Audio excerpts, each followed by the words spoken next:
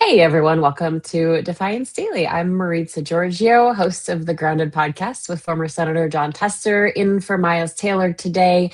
And it's Friday, which means we have the MAGA losses of the week. We're going to have some fun there. But before we get to that, I want to bring in Defiance co-founder Xander Schultz.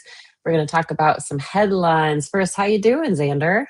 It's good. We should be playing that. What was that atrocious song, Rachel Black? Was it It's Friday? Oh, Do you remember that? I do. We For should just a intro with blip. that. Yeah. Not for too long, because I think you have a seizure if you listen to that for too long. But, I'm feeling good. Friday's always a fun day. It is always a fun day. I was going to say something to you and I completely lost my train of thought, which must mean You know it's what? Friday and we're ready for the weekend. Yeah, exactly. That's actually par for the course on Friday. So Yeah, it's all okay, right. that's Mercedes good. got our back. Mercedes Oh, got our back. I know. You had coffee this morning, but you were solo. I jumped on for a little bit. Did I you soloed it. You could I went call me. rogue. I'll jump on for coffee anytime. I would love that. Because my you know how this goes. You know what? Me and you are both like the neglected, not famous half of of our Yeah, shows. So we have yeah, more time and are more available than our partners. We can right. show up for each other. We can show up That's for each right. other We can moving show forward. up just call me at the last minute. No big deal. Okay, so we do have some fun to get to, folks, because it is Friday, but we really do need to talk about some serious headlines. And Xander, the first one might not surprise you, but one of MAGA's key talking points in their push for mass deportation has just been completely debunked by a news outlet. Just one. I feel like all of them have been debunked, but all right. Yeah, I mean, What's going on today? if you fact checking, that is true. A lot have been debunked, but not everybody loves the fact checking so much. But okay, literally everyone watching right now probably saw this coming. But for more than a year, Donald Trump and his administration have insisted that they are cracking down on healthcare fraud, right? This is a big thing. We've heard the same message from not only the president, but his vice president, from Stephen Miller, from Dr. Oz. They keep telling Americans that undocumented immigrants are the problem, not just with healthcare fraud, by the way. They're saying they're the problem for everything, but specifically on healthcare, they're saying that they're draining the healthcare system, committing widespread Medicaid fraud. But according to The Intercept, when you look at the Trump administration's very own Inspector General report from the Department of Health and Human Services, it's just simply not where the biggest fraud is happening. Shout out The Intercept. Great publication. So what they say, who's the culprit? Okay, so according to the IG, the Inspector General, the overwhelming majority of the biggest healthcare fraud cases actually involve, you're going to be shocked, corporations and executives. We are talking about Medicare fraud schemes, insurance fraud, executives actually billing taxpayers for medically unnecessary procedures. Wonder what those could be. One scheme alone involved more than 10 billion with a B in fraudulent Medicare claims. Another exploited unhoused Americans to generate fake medical billing. And according to The Intercept, undocumented immigrants are not even mentioned in this report as a major source of healthcare fraud. I feel like we're stuck in the Scooby-Doo episode where it's like, we're like, who's the monster? And it's always the same asshole every time. You're like, oh, it's the major corporations again, and their greed and their relentless extraction of resources, funneling everything towards them. No way. And it's scapegoating women, black people, and immigrants again. It's not them every time when you lift up the mask. Okay. Yeah, so The Intercept actually points out something that makes this even harder to ignore here. So while the administration is campaigning on all of this, cracking down on fraud, cracking down on illegal immigration, Trump has actually pardoned people actually convicted of massive healthcare fraud. One of them is named Lawrence Duran, a healthcare executive who was serving a 50-year sentence for orchestrating a $205 million Medicare fraud scheme. And according to an analysis cited in this story, Trump's pardons have erased nearly $2 billion in Oh my taxpayer goodness. recovery, restitution, folks, tied to Medicare fraud, tax fraud, and other financial crimes. $2 billion that could have gone back into the system and, I don't know, fed kids, paid for healthcare, housed people. I mean, Xander, all the stuff you could do with that money. All the social safety net things. Nah, who needs it? Let's go blow up another bomb. I wonder if anyone has pardoned, I don't know if anyone's tracking this, more people who have pled guilty. It's not that like presidents haven't pardoned people before, but usually it's because of some wrongful conviction or an unnecessary sentence. Trump has pardoned an incredible amount of people. I remember the crypto billionaire CZ who had pled guilty. A lot of the J6ers that have pled guilty. It's kind of a unique, I think it's a unique part of how he pardons folks. And again, kind of validating. Once again, this is a grift and a slow motion coup. That is what we are dealing with. This is the grifting part of it. And like, I'll say, like, not all guilty pleas are equal, right? Like sometimes they're part of plea deals. Yeah, and sometimes they're coerced. Totally. Yeah, and sometimes it's to get a lesser sentence, and there's maneuvering there. That's a great question though for Liz Oyer. We should have our buddy Liz Oyer on, because as the former DOJ pardon attorney, I bet she would have some thoughts about that. Right. Really, yesterday we got to this other story that also shows who this administration is really going after, who they're scrutinizing. Again, really not a big shocker here, but according to Common Dreams, the Trump administration is now defending a policy in federal court that says even people with terminal illnesses don't automatically qualify for an exemption from Medicaid work requirements. So you're dying and, sorry. Well, that was the tragedy about the, big, beautiful bill. God, I got to call it something else. Tester calls it the big bullshit bill. I'll just the big bullshit. God, thank you, John Tester. That's a great name for it. The big bullshit bill. The challenge is one, it like cut these programs like crazy, but two, it put the programs it left in place behind these like giant mountainous qualifications, including this like requirement to work, which is so absurd when you think about a lot of these programs are in place when people are having a hard time finding work and don't have the resources in that moment. And so there's so much cruelty embedded into that bill. And this is one of the most audacious ways. But terminally ill patients working seems hard most of the time, at least for terminally ill people I've been around. And having to prove if they can't work, prove and spend the time and the energy proving that they're too sick to work. That's what this lawsuit is about. And the law exempts people who are medically frail or who have serious medical conditions, but the administration adopted a much narrower interpretation here.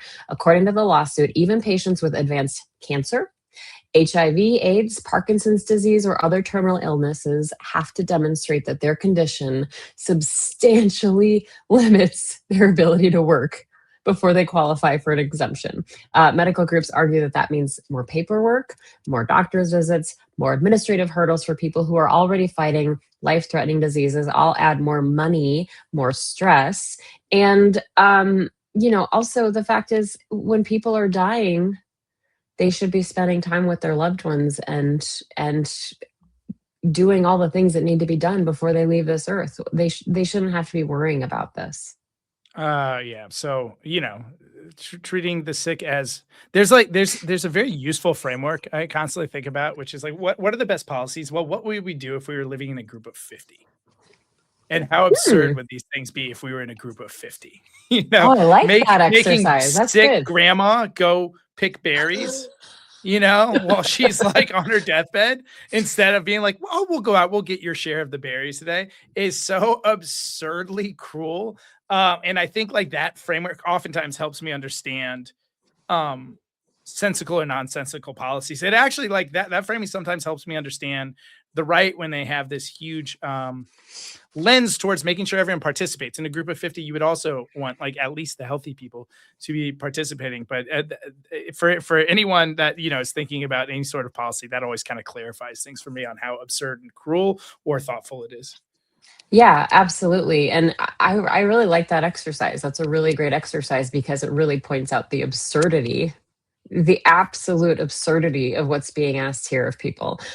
So Get if off your ass, you're grandma. Get out there. Go get that right, wildebeest. yeah, the Stop wildebeest. whining. Stop whining about that Yeah, cancer. Get yeah. out Just there. pull yourself Ridiculous. up by your bootstraps and take care of the rest of us. So if your goal, I'm just thinking out loud here. If your goal as an administration is to stop healthcare fraud, your own inspector general just gave you a roadmap. And according to The Intercept, that roadmap points overwhelmingly to corporate fraud. Instead, though, the administration continues to blame immigrants while defending policies that make terminally ill Americans prove they are sick enough to keep the healthcare they've already earned. And I will also point out, I think we know what this administration thinks of inspectors general because they fired a ton of them at the very beginning of this administration. Right. Man, I just got off like an hour phone call with Workers Circle. If you remember Defiance, that we teamed with them to do the visuals protesting the ICE prisons, and we talked about the need to turn this movement into an anti-corruption movement. We've got to have a positive vision for where we're going on top of the, stop these guys. And there's such a layup there. There's such a layup there because it happens. So many of our problems do happen to bleed up to this, bleed up to this issue of corruption and the capture of our political institutions and our failure to hold them, not only hold them accountable, just have basic antitrust laws in place, do not partner with them in their corruption and enrich themselves. The politicians enriching themselves within this corruption. And to take away the incentives to do it, right? Like there's no make it impossible. Exactly. We need to make it impossible to be corrupt in this country. Go ahead. Or at least troublesome, right? At least like have an negative impact on your life. I think that's a really good point. Okay, so I think we are going to move on to our MAGA losses of the week. We have a special guest too joining us, Sander. All right. Do you know who this is? I don't. Have you read ahead? You don't? You're assuming I prepare for work. It's a bad assumption. I don't. Who we got? Well, we have our good friend, someone who just left me in the state of Montana to go back to the East Coast, the incredible Ellie Leonard. Ellie! Hey, Ellie. This is such a good surprise. What's happening, Ellie? Xander and I were I'm shopping for groceries in Missoula, and Xander and I are talking in the checkout stand. So I was on the phone with you, and then I went to go see you. So yeah, it's good to be back. I failed. You want to talk about an embarrassing moment? I failed. I said, Ellie, let's go huckleberry picking. And I went to my spot. Like I just found out, Ellie, today there are no huckleberries, so it wasn't just me. I'm trying to redeem myself. But we did figure out what your car can do, though. I mean, in those puddles, there were puddles the size of like a living room in these trails, and we're like, your car can get through that. Let's try. And it starts beeping, and the lights are coming on, and nice. Yeah, we went for it. We went for it. Xander, I'm gonna let you take the first MAGA loss. Does that sound good?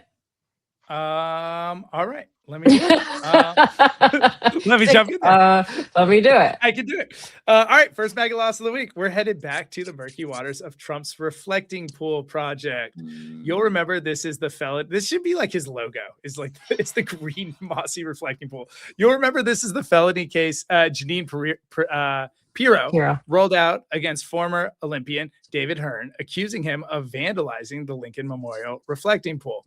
Well, that case just hit a pretty major snag. Hearn's attorney, friend of the program, Norm Eisen, what a hero Norm is. He's in every story. He's now asking a judge to release the full grand jury record after uncovering what he describes as serious irregularities in the government's case. WUSA 9 explains.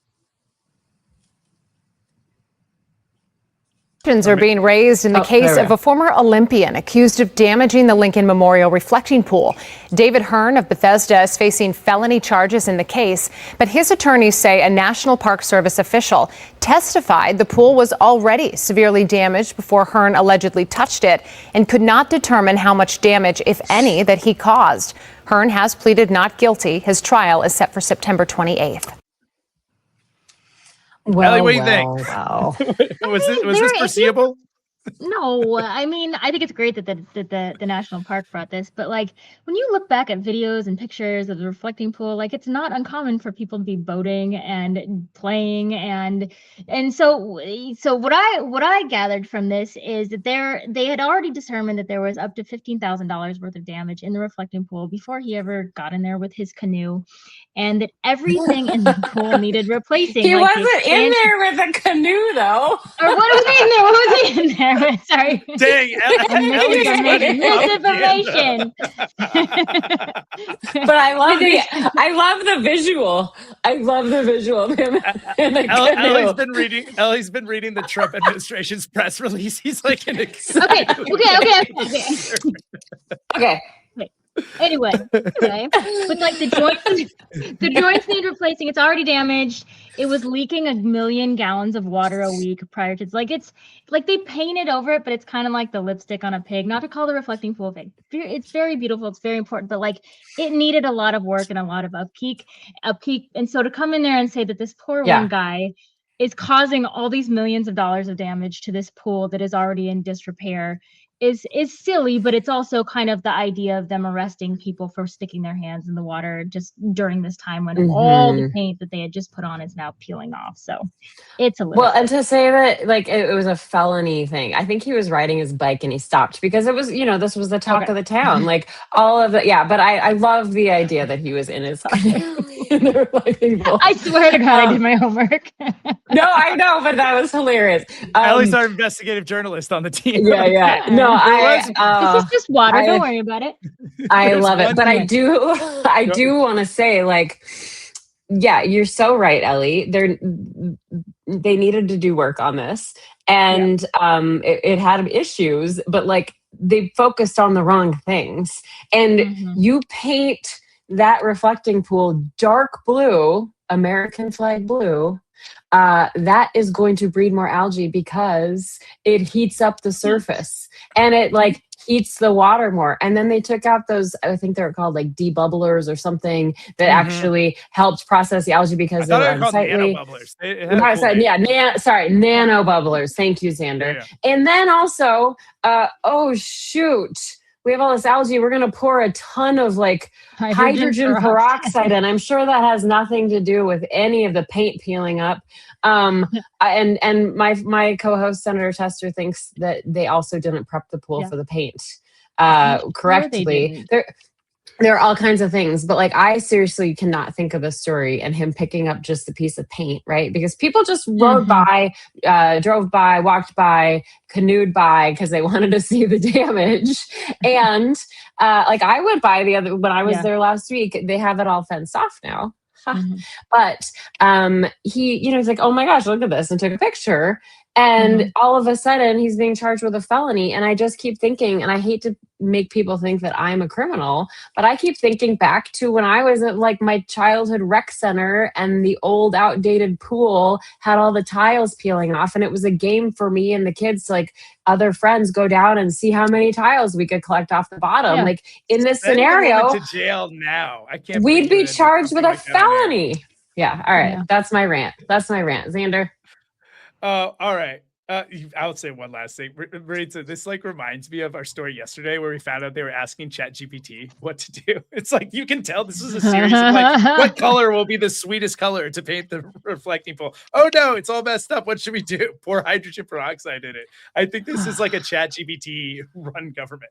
Okay, so there's one detail in the court filings that WUSA 9 didn't get into. Not only did the National Park Service officially testify that the reflecting pool already had significant pre-existing damage, damage, including leaks in a torn liner. They also testified that the exact same repairs would have been necessary even if David Heard had never come in contact with the pool, even if he never visited it. So it seems like this case is dead in the water. Shout out Mercedes for the pun. Well done. Well, not, but also very seriously, you guys know how I feel about wildlife and birds. Literally dead in the water are birds that have like used this as their habitat for, forever. So literally animals dying because of I don't know, their incompetence, I guess. All right. Well, we've beat this story to death. You want to get us the next one, Maritza? I kind of love the toxic sludge pond. I know, story. it's very fun. Okay, so I want to test your knowledge on something, both of you. Xander, do you know what a pick-me girl is? I'm pretty much unaware of what any catchphrase is after like 2004. I think that's when I tapped out of culture, so I don't know. I don't know. Ellie, you know what it is? Yeah, so a pick-me girl is a girl or a woman who tries to appeal to men by saying she's not like any of the other girls. Like, I like video games and football. I don't like to wear makeup. I like to run really fast and compete with everybody. And they basically mold themselves to be appealing to a man by saying they're like none of their other friends. They're like none of the other girls in the bar. They are unique in every way and appeal to men by being just like them, but also, pretty, I guess. I don't know. Something like that. Yeah, like a unicorn. Like I'm so unique and different, and I don't have any of my own wants or needs. I'm just going to do everything you want me to do. So nobody wants to be a pick me girl, right? That's why when you see it, it's kind of hard to watch, especially if it's someone you already kind of struggle with. Like maybe you're not fully on board with liking them or being on their team.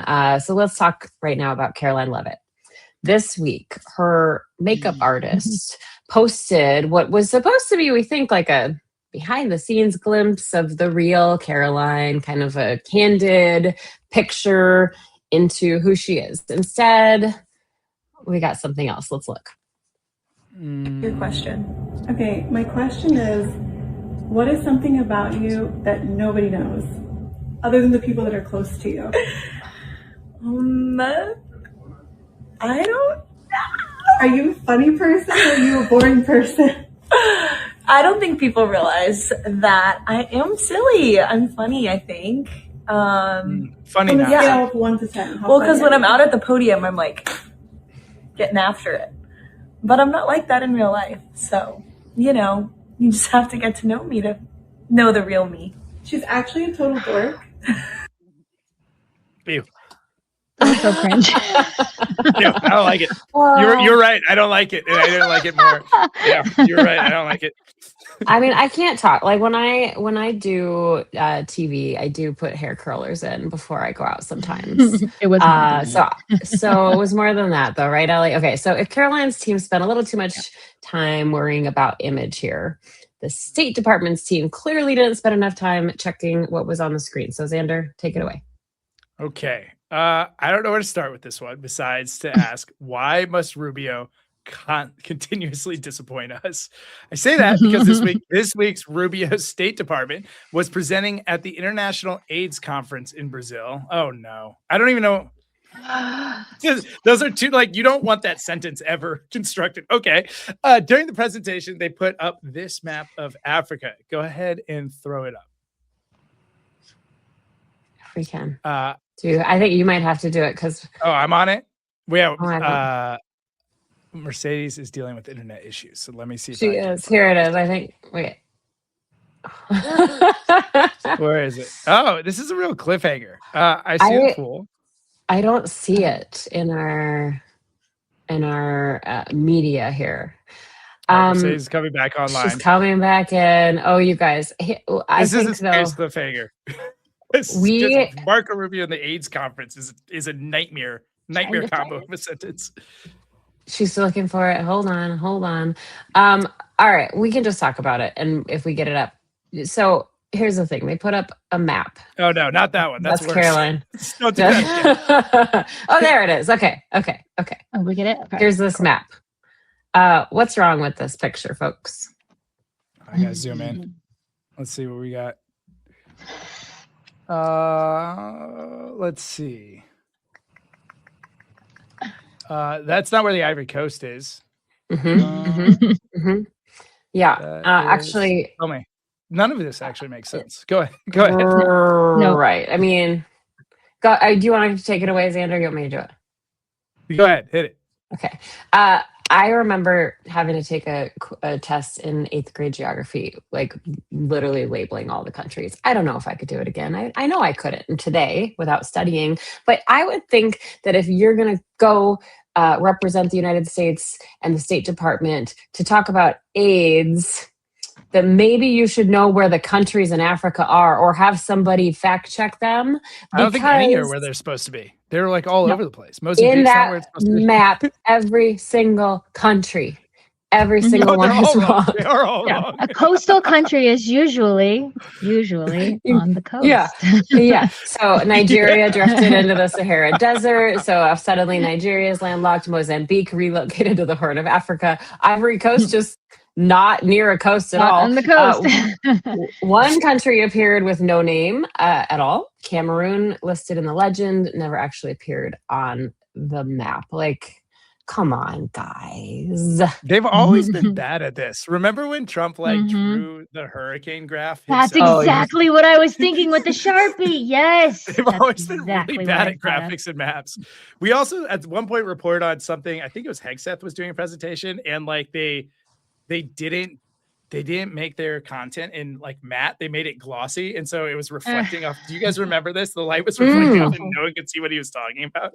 It was it's not their strong suit. They don't have many strong suits, but this particular one is clearly not one of their strong suits. And call me a stickler, but I just really care about getting things right. Like if I see a misspelling even on the news or an article, I was like, no, how did you not get this right? I mean, this stuff, like, we should look smarter than this. We should look smarter. Also, didn't they leave the graphic for the AI, the source that they used? Didn't they leave the AI marker? Oh, that's so funny. I read. I could be wrong. No, let's get into this because yes, they left a tell here on the display. Ellie, you got it. Reuters reported that one of these slides even contained an open AI watermark. So they didn't, like, not only did they use AI for their presentation, I know a lot of people do, but they didn't bother to fact check it because we know AI can what's known as hallucinate, right? Like fill in the blanks incorrectly. And there's a guy named Matt Pettit who focuses on geopolitics and AI at the Atlantic Council. He called the map beyond embarrassing. Yeah, I agree. Like, you gotta give credit where credit's due. It's one step up from calling them all shithole countries. They might be improving. Just simply mislabeling them now.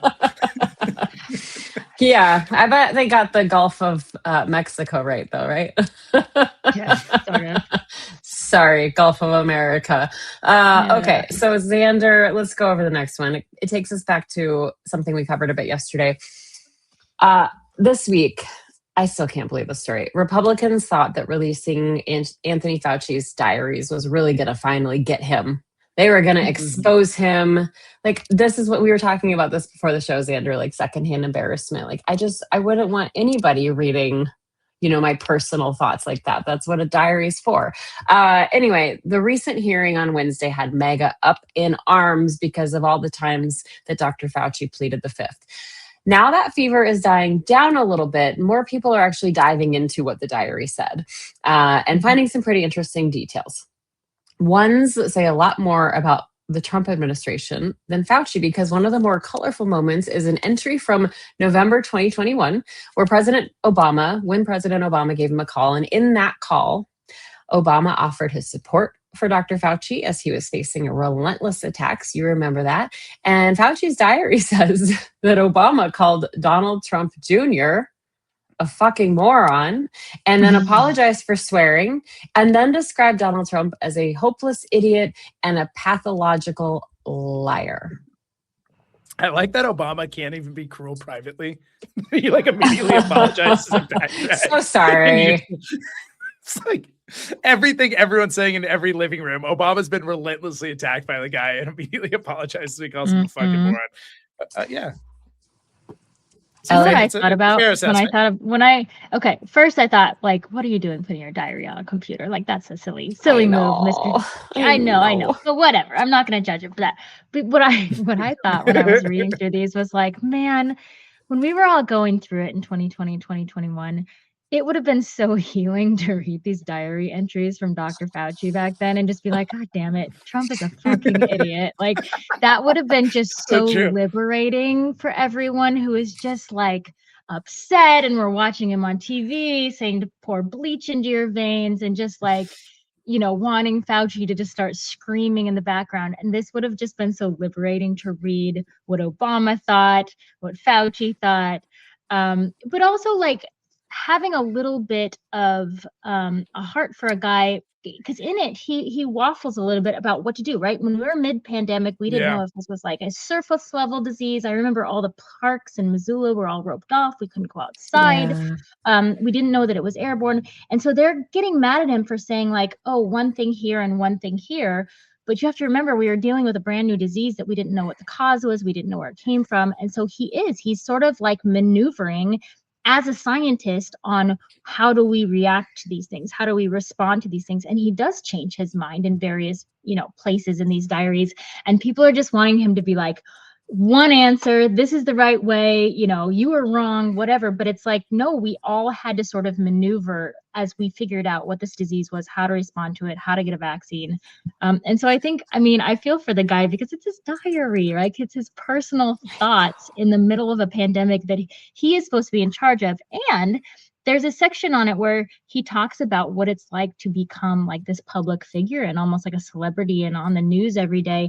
And I would love to read his thoughts on that because I don't imagine he was very excited about that. I imagine he was like struggling with the exposure of all that. But yeah. It was interesting. Go ahead, Xander. It's reminiscent of like other things I've read on wartime generals. When you know, when like, I think there's this diary, I think it was either the lead general from England or Germany, which I know makes a big difference, in the beginning of World War I. And the guy basically starts having panic attacks and then becomes an alcoholic within a month because they're experiencing losses that they've never experienced before in war as they confront machine guns and artillery for the first time ever. And it's like a descent into madness. And you know, that was the stakes that Fauci was facing too. I lived in New York City, you know, when this thing got started. And so we were losing, I think we had more cases and more deaths than China within like 2 weeks. We had to, my family had to move out of there within the first 2 weeks and kind of flee the scene because of how serious it was. But like, you know, he was dealing with similarly like scary statistics and scary projections. And so, you know, there's a lot of kind of powerful looking beat your chest men that have folded in those situations in the past, and then there's a large record to prove it, and he seems like he handled it pretty fucking well. And he was 80 also, like 79, 80 years old, and he had led us through so many other crises. And again, Ellie, you make a great point, and I said this yesterday, it was called the novel coronavirus. It was brand new. We learned things all the time, and we're still learning things about it. And we're still going to learn things when we look at long COVID and other ramifications of what that did to us as a society. So I you know, it really showed a scientist leaning on the science and the evidence and testing to change with what the evidence showed. So we love Obama cursing. I mean, there's something about Obama cursing that's really fun. But that really wasn't one of the parts of these diaries that got the most attention. And some people are in the chat I see talking about this because that award really goes to the Millers. Because before Stephen and Katie Miller were demanding that Anthony Fauci be prosecuted, they were relying on him, like so many of us were, for guidance here. Because according to Fauci's diary, when Katie Miller contracted COVID-19 while she was 10 weeks pregnant, Dr. Fauci called her multiple times a day to check on her and calm her anxiety. And later, after the Miller's newborn suffered a medical emergency, Dr. Fauci called the child's doctor himself to discuss the baby's care. In another diary entry, Fauci simply wrote, "Am on phone frequently with Katie and Stephen." Fast forward to today. Katie Miller says Fauci cared more about virtue signaling than science. And she and Stephen have become some of the loudest critics here. If these diaries were supposed to expose Anthony Fauci, Ellie, I think they're doing a pretty good job of exposing everyone who really depended on him behind the scenes when we were all scared collectively. I mean, that says a lot about their character, that somebody, I mean, you know, you had this guy who literally, he has a team of people working with him, but he has the nation's health and survival on him, like on his shoulders. And yet he has this guy in front of him, the president of the United States, is just basically blocking all of the things that he's telling him to do, or that he's being told he has to say things a certain way if he's going to keep his job. And I would imagine that he feels like if he loses his job in the middle of this, more people are going to die. So he's trying to, you know, balance if he's going to keep his job, do what Trump says, or leave and let Trump completely take over. And I always, throughout that whole thing, I felt so bad for him and the amount of pressure he faced and the amount of pushback he faced, and I'm sure the amount of death threats he faced in the middle of trying to keep this nation alive. And that idea, and it's, you know, it's emphasized with Katie and Stephen Miller, the idea of protecting people who hate you and who are fighting against you and would rather see you in prison, and yet you still feed them, clothe them, keep them safe. You know, I think that shows so much integrity. What's it like? What I would love to ask all of these people who attacked Dr. Fauci, like, what do you think's in it for him? What did he gain by telling us all to take these precautions to protect ourselves and our families? Like, what big thing did he gain from this? What's in it for him? Like, he's living a life now where he's under constant public scrutiny. He can't go for a walk with his wife without photographers being out there capturing it. I mean, tell me what this guy had to gain by doing what they're accusing him of. Mm-hmm.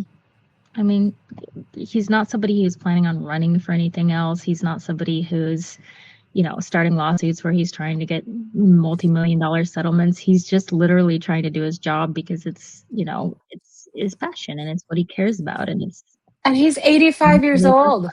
Mm-hmm. Yeah. He's 85 years old. All right. Yeah. Xander, are you taking us into the Soulmate Awards? Let's do it. Let's go to the Soulmate Awards. It's Friday. You know it. You love it. The only award ceremony out there that is determined to find the best, most soulful, most degrading Trump bootlicker. And this week, we have a lot of fun things to chat about.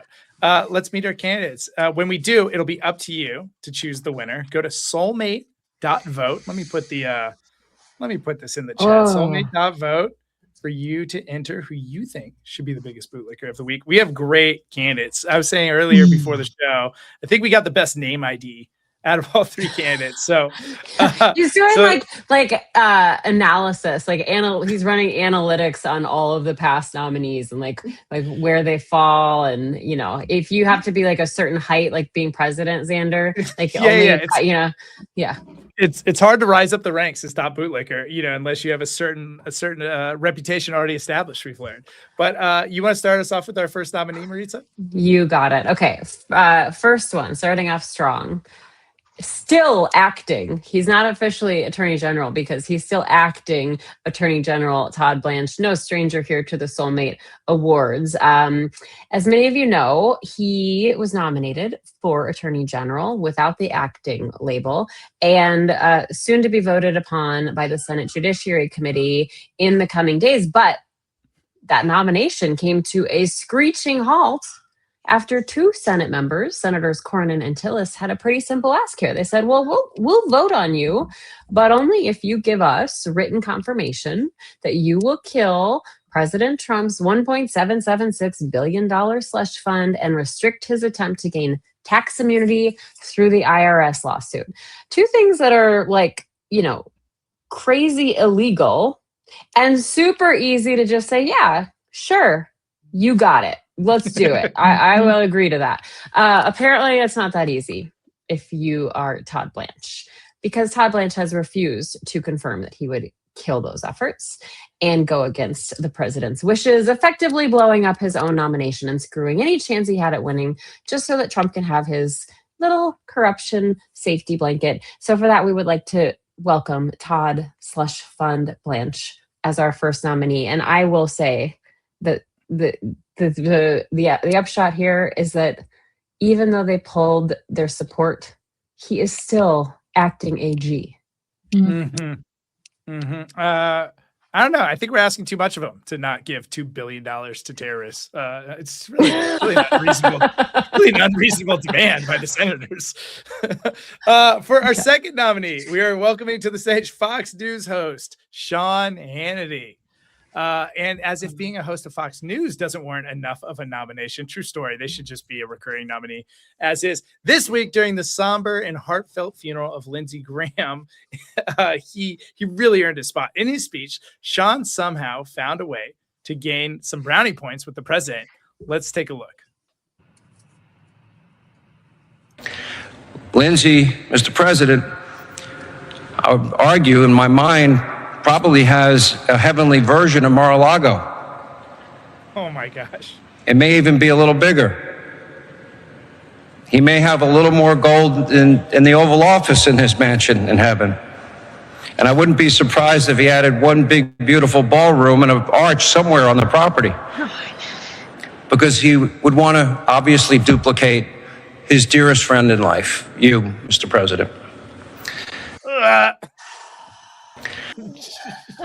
That was so. I hadn't seen that. I watched that for the first time with you guys. I had not seen that. That is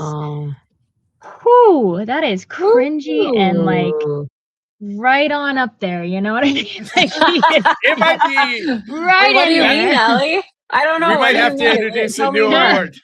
Bootlicking might be like too much, not strong enough metaphor for Sean there. That was uncomfortably said. You know, Sean, they say not to speak ill of the dead, so maybe we should wish Lindsey into spending eternity surrounded by all of Trump's obnoxious ideas that don't sound too heavenly to me. In fact, I think they actually have another name for that. Yep. Oh, yeah. I'm uncomfortable. Can you imagine all the gold leaf? Welcome to heaven. It's gold leaf. Like the idea that is heaven. That is not a like place of abundance and connection with other people. Can you imagine going to heaven and that's what it was? You'd be like, it's just Mar-a-Lago everywhere. It would be impossible to convince me. Honestly, it would be impossible to convince me I was in heaven.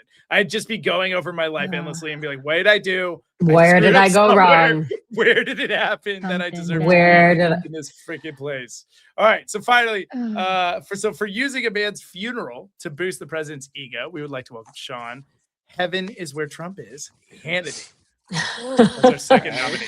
Yeah, definitely. Didn't Trump say like recently he's not sure if he's going to heaven? I think he did say that. Like, he didn't think. When I say Mar-a-Lago, maybe. So. Yeah, but if it's Mar-a-Lago, he's already there, I guess. Okay, our final nominee of the night. I say night. It's for me. It's in the afternoon, but for night on the East Coast. Final nominee of the night. Another regular in this competition. Secretary of. I'm going to say Secretary of Defense. I'm not going to say Secretary of War. Secretary of Defense, Pete Hegseth.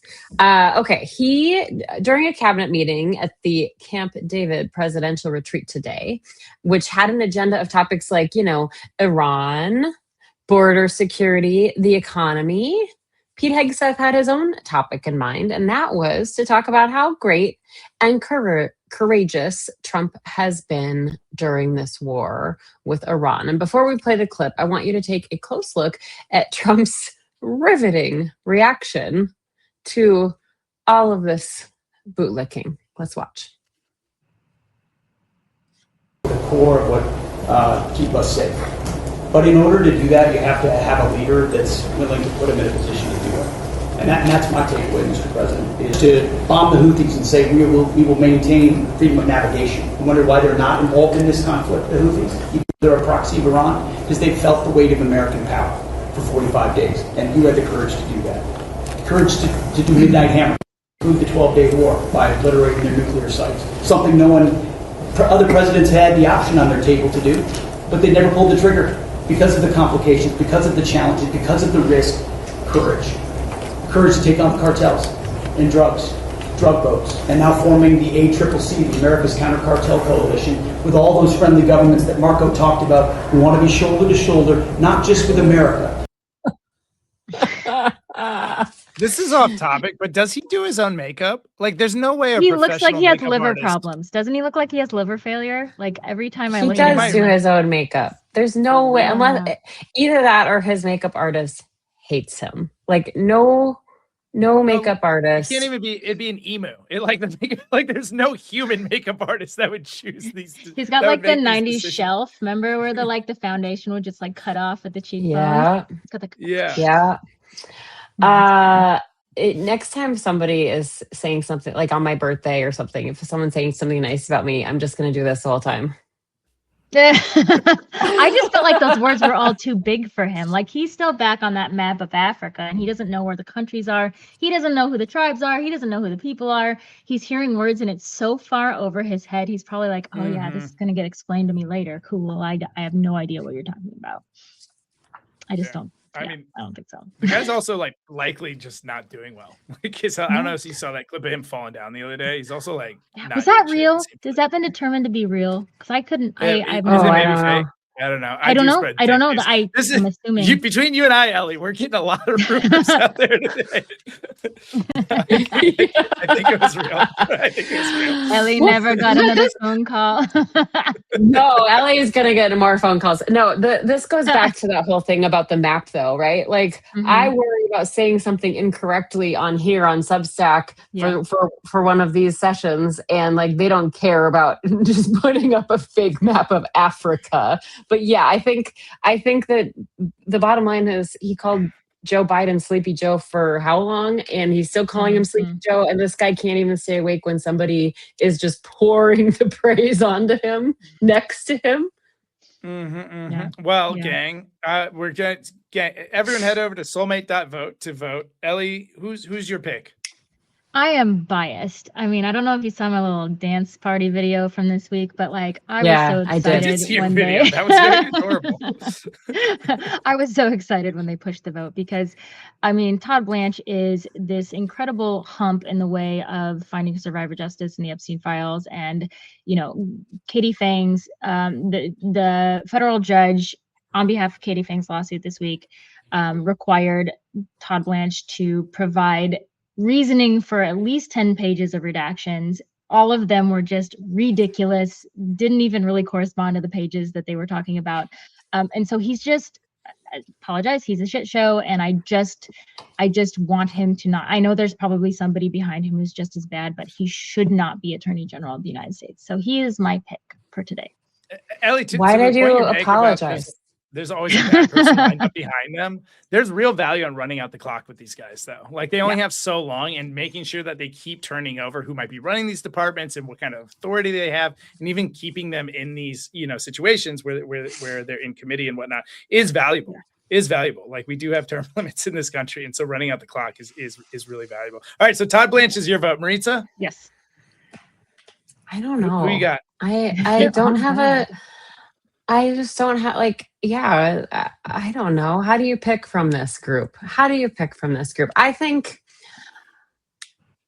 I'm gonna say Pete Hegseth because here's the deal. Like, you're gonna just talk about how great this is. Oh, you've done such a great job. Literally, Donald Trump has said he's ended this war how many times now? Like 73 times he's ended this. It's not ended.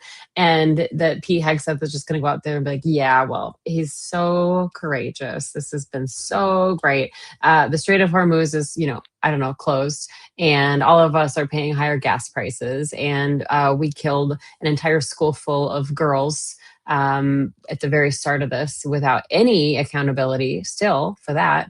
But this has been really great. Oh, and also you have, decided that certain service members who were killed in this war aren't going to be counted on the official list, but you've been so brave. I'm going to give it to Pete Hegseth. All right. Well, we're going to have a well-rounded group of nominees because I got to give it to Sean Hannity. I think Ellie's right. I think Sean should be the first winner of like the Peg Me Daddy award, and not the soulmate award. That was crazy work by Sean Hannity, who's always been an insane suck up. But yeah, that was over the top. Reimagining heaven as like, you know, Trump's like gross like 1980s golden playground is so fucking over the top. So he's got my award. But let me close out voting. I projected this was going to be the closest race we've had yet, and I was correct. I'm closing voting now. All right. And you have so much power. Yeah, a lot. It goes to my head. I've been wait till Sean Hannity gets one vote up and then like you're cooking the books here. I'm already gonna claim a rigged election. So Sean Hannity, totally unrelated to everything you all just said. Sean Hannity is the winner at 42.2%. Todd Slush Fund Blanche right behind him at 41%, and Pete Hegseth with a mere 17%. I've got to be more convincing. I'll work on that. Oh no, you did better. Mine wasn't as good. Like I'm at 16.9%. You guys, this wasn't that close. I'm a man of the people, guys. I can't help it. This is just what I do. I'm just deeply connected to the Defiance. Right. We've really synced up. Every time I hear slush fund, I want to go get a Coke slushie.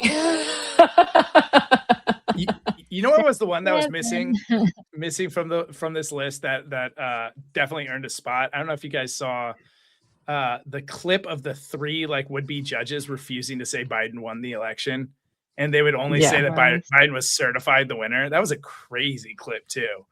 And I forget who's interviewing it? Blumenthal? Who was the Oh, there were a couple. Ossoff was in one of them. There were a couple, but like Jay Clayton was like, he was certified. This is disqualifying. This is disqualifying. Mm-hmm. You know, it in and of itself. If you're going to be an impartial judge and you can't say against mounting like mountains of evidence in 60 plus settled court cases who's won, you don't qualify for the job. What are you gonna say, Ellie? It's getting you. I was just gonna say, I hope by the end of my life, I get to hear or figure out. Maybe I will ask God, like, what did he hold over all of these people who are wearing like giant pairs of shoes and who are painting heaven as like, what did Trump hold over all of them to just kill their futures and kill their careers and kill their reputations? Like, what was the thing? Because I'm just at a loss why these people have just like broken their spines in half and given away everything that, I mean, I disagree with a lot of people, but a lot of these people come at this from like political careers and like law careers and knew the Constitution and you know, and like what was so important or threatening or what that they all gave everything away. I just want to know. Right. Yeah, I think it speaks to like when you're in those positions, the level of ambition those people have to even climb to those positions in the first place as like their animating force, not their ideology, not XYZ. Like you are picking yourself so many times in life. We were talking yesterday about why there's not more ethical billionaires. And I was like, well, if you're a billionaire, that means you said $100 million isn't enough money, right? Like you're already I know. Like you have to be a experiencing certain type of psychosis. Person. Right. Yeah. That's the thing where they say like statistically sociopaths lean into finance, politics, and Hollywood. Like it doesn't mean you have to be a sociopath to be a billionaire, but likely you're going to be one to continue to like push that and not give your money away. Like you have to be a certain kind of person to where like all of us are probably not going to end up in politics, you know, giving away our family in order to be a Stephen Miller, do it because like we're not cut from that moral cloth in the beginning. Like we just aren't that kind of a person. But it is objectively very weird to watch people just beat themselves in the side of the head for somebody who's 80 years old and covered in bruises and falling asleep. You know what I mean? I just especially when so many of them are on camera from 2016. Right. saying, comparing him to Hitler, like Lindsey Graham, and saying if we vote for him, we're gonna deserve everything we get. I think Marco Rubio said that. Like, they all said this, and then some of them again said it on January 7th, 2021.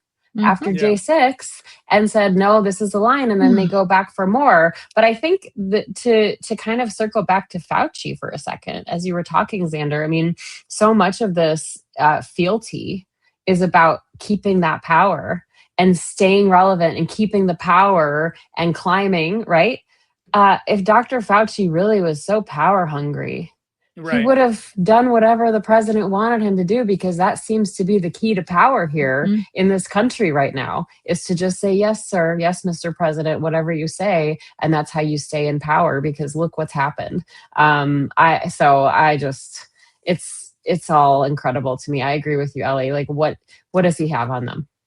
Well, Ellie, I want to thank you for being our third partner here on this fun ride. Before we let you go, it's been a huge week when it comes to the Epstein files, and so I just wanted to get your 2 cents on just like coming in and out of it. We came into this week, maybe we get a confirmation with Blanche. We had this big press conference with the survivors. They were on the Hill. Like, I just want to get your 2 cents on kind of everything that's unfolded this last week and where your head's at. I think the two things that I've really been focusing on is Katie Fang's lawsuit. I mean, that's so vitally important. It has so much to do with Todd Blanche. It has so much to do, like I cannot scream into the darkness how easy it is to prove that the Epstein Files Transparency Act is violated on almost every single page in those files. Like, it's so obvious. And then even the documents, they picked 10, right? They picked 10 and they said, we're going to give these to the federal judge. We're going to go behind cameras. Katie's not allowed to be in there, but I need you to bring these in unredacted and explain what the redactions are for.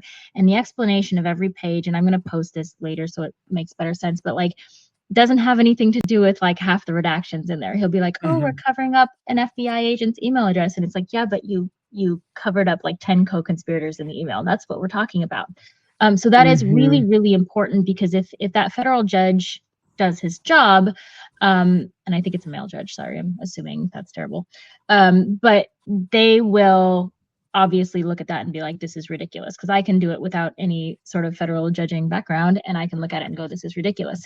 So that is one of the things that I'm focusing on. But the second thing on is the Interlochen Music Camp out of Michigan is sort of coming back to the fore. And I have been dumping a whole bunch of things into a computer file to go through all of this. But that is a vitally important case that not only affects the Epstein files, not only affects the actual camp itself, because it is that investigation is pretty damning to the camp as far as what wasn't done, but it also includes victims that were taken to Donald Trump, which were, again, very young teenagers. These were not 17-year-olds. These were 13-year-olds. And so that is yet another case. Now I can think of 3 off the top of my head that involve a young teenager brought to Donald Trump that we are missing files from in this investigation that we don't have, that are being hidden by the DOJ. So those are kind of my 2 main focuses right now, that I think are going to become more important in the next few weeks. And that is what I'm working on. But I'm all in Katie Fang right now. Right on. Right on. Thank you, Ellie. Thank you for joining us, but also thank you for all the work along with Katie, along with the other kind of great champions of this, of getting to the truth and getting to justice on this issue. You've played such a pivotal role in this really important conversation we're having as a nation. Go ahead, Maritza. You were going to say something. I cut you off. Oh, I was just going to say that. Yeah, I mean, to be able to call Ellie and Katie both friends, and to be able to like sit here and cheer them on and see the incredible movement that they are making here, and continuing to shed light on this, and to not just say, okay, yeah, we'll forget about this, we'll let this go away. It is so incredible, and it highlights these moments of hope and joy during this time period that feels hard and dark in many times, but to just be able to say, like, no, there are people who are not going to let this go away or be swept under the rug. And I'm so glad that you're here with us, Ellie, and that you're doing the work you're doing. Like, we are all better for it. Ellie, where can people find you before you get out of here? You can, you can find me on the Panicked Writer. You can find me maybe driving the mobile reading room. I don't know. wait. Sure, it's covered. Hold on. Could we do like a road trip thing? Like I want to. We should definitely set up the road trip as like buddy cop movies, like a sequence of buddy cop movies. Yes, we could make our own little reality show of driving the bus across country. That'd be so we could do this. Thomas Massey to driving a lake, just get all the buddy going to McDonald's. That sounds great. But the Panic Writer on Substack is the name of your. All right, fantastic. Thank you, Ellie, so much. Yeah, I'm on YouTube, and I am back at work. I'm home from vacation, so boo. Vacation meant she was by me in Montana, so now she's not by me. So that's a big bummer. But I'm glad you're back at work because we need your work, Ellie. We appreciate you so much. Guys. All right, I'll see you guys later. See ya. All right. Well, to close it out, we've got promotions on the Anthill that we're going to bring up. Reminder: Defiance is a club. We're not, just another media company. We are a club for the courageous where we subscribe, we put our money together, we go fund awesome actions that are fighting back against fascism, and we take action together. That is what this is. If you're listening to this, you are likely a club member. If you're not, subscribe. I'm supposed to say subscribe a lot because something happens on YouTube. It flashes when I say subscribe. And then hi, gang. My cleaners just got here. Hey, crew. Also, is that your dog? Surprise guest. I'll bring in the cleaners. Yeah, I've got the dog. Oh, that's why your dog is barking because the cleaners are there. I think this is the version of like my version of when the Oscars play you off the stage, like you're at time. It's time. Wrap it up. All right. Rapid fire, my guys. Well, there we go. There's our promotion. Achieving the rank of Scout. We've got Kelly B. We've got Ted D. We've got Mike H. And we've got Carmen. And look at that forger. Our friend Glenn Kirshner, the incredible Glenn Kirshner, with his you get the rank of forger at 5 referrals. So Glenn Kirshner making the rank of forger. Welcome. Congrats on your promotion. I'm sure he's going to make this just his avatar on Substack moving forward. 100%. Can I just say, I love Glenn Kirshner so much. He is seriously he's the man. One of my favorite people. I always learn so much, and he's funny and he's kind, and I'm always surprised by something I learned from him. He's just wonderful. So reminder, gang, to grow the club, go to defiance.news/leaderboard to get your referral code. Send it out to someone and achieve the rank of Scout if you haven't yet. Keep getting promoted, and like really more seriously, grow this club. We are trying to fight back against fascism. We are replacing the absent billionaires that have run away from this fight as a movement. And so, come join. Come kick ass. Get others to join kick ass as well. All right, gang. Breaking news. Right before what a great way to end Friday. Breaking news. DOJ is dropping the case against the Olympian right now. Let's go. Another MAGA loss right as we're going off the air. Oh, yeah. Well, that was a good thing they didn't hear Ellie say he was canoeing in the reflecting pool because they might not have dropped it. They would have a new eyewitness. I really like that visual is hilarious too, but that's big news. I wonder why. It's so crazy because Janine Pirro said we were going to see all the evidence of that huge felony he committed. I wonder why they would drop the case if they had all that evidence. Yeah. Any day, all that evidence is going to drop. All the evidence across all the different issues. Well, that's it, gang. Until next time, stay loud, stay brave, and stay together. See you Monday.